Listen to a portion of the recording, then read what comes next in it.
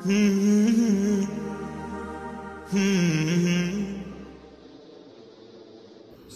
alhamdulillah, salatu wassalamu ala rasulillah. Ертең ораза келе жатыр ғой, негізі. Енді бүгін таравихтан бастадық, ертең ораза ғой. Сол ораза жайлы бір-екі нәрсе ғана айтқым келеді. Осы былтыр бір жігіттер болған, ораза ұстай алмады.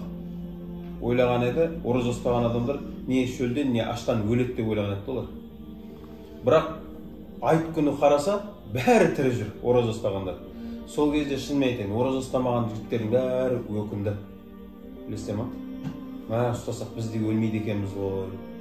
Ендігі жыл ұстаймыз. Қара, жігіттерге мен айтқым келетінше, еріміз ғой, сөзде тұру керек та еркек адам ше. Былтыр Рамазан біткен кезде олар ендігі жыл ұстаймыз деп айтқан. Бірақ 6 ай қалған кезінде әлі уақыт бар ғой дейді да. Ұстаймыз ғой Құдай қаласа деп. 1 ай қалған кезінде ұстау керек қой деп айтады. 1 апта қалған кезінде көреміз деп айтады да. Енді бүгін біраз адамдар ойлап жүр. Былтырғы ой.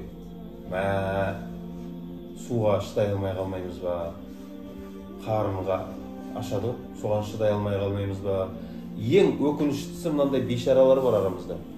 Алланың міндет еткен парызын бізге, оразаны, темекіге шыдай алмаймын деп Алланың қайтарған нәрсесіне бола оразаны тастап жүрген адамдар бар ғой. Бұлар өте аянышты, жалқы адамдар ғой бұлар. Қараш, Пайғамбар саллаллаху алейхи вассалам айтады: "1 ай ораза ұстап берші шын ықыласпен. Бүкіл күнәңді кешірем деп тұр ғой. Бүкіл күнәңді кешірем деп тұр да, мен темекіге шыдай алмаймын" деген адам бар ғой. Субханалла.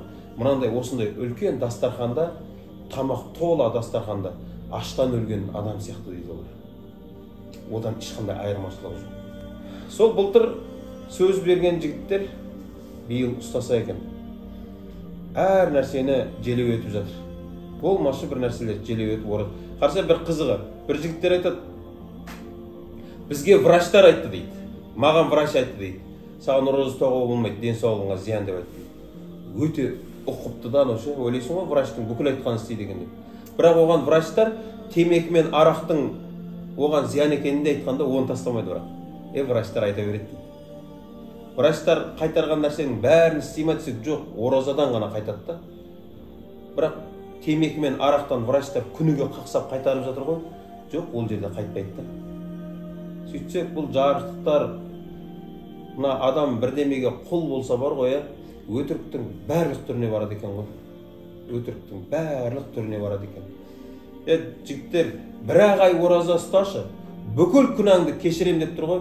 Біздің қазекеңдердің 90% кредитке кіріп кеткен ғой. Қазір қазақтарға айтса 1 ай ораза ұста, кредитін жауып берем десе бар ғой, 40 күн ұстайтын ек қой оразаны. Кешке аузымызды ашпай қойрық қой, егер кредитін жауып берем десе ше.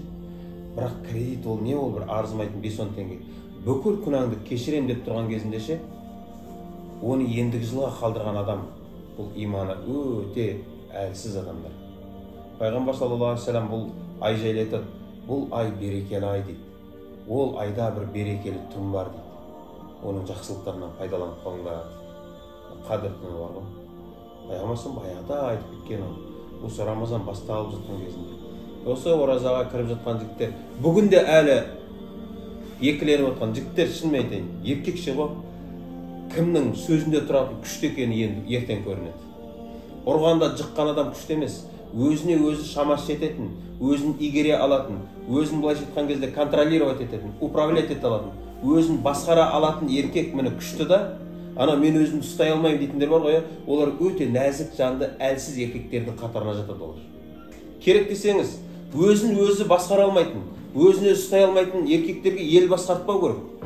Өйткені олар өлтіреді біреуді. Ауырын айтайын, одан да бетер, оларға қой бақтыруға да болмайды. Өйткені қойдың арасында сумаңдап шығатындар бар ғой, ұрып өлтіреді ол оны. Қой бағудың өзіне сабырлық керек. Сол үшін жігіттер, міне, енді сыналатын кез кеп тұр ғой, ертең міне еркектер білінеді. Анау шын сөзінде тұратындар бар ғой, көп небір мықты денені качет етіп алған небір мықты жігіттер бар ғой, ертең секіреді ғой. Шыдамайды. Аштыққа шыдай алмайды да. Сол жігіттер оразаға аман-есен жетті. Ертең Алла нәсіп етіп әлде де жарты күн жеткізсе Алла тағала ораза ұстаймыз Құдай қаласа. сол оразамызды жіберіп алмайық.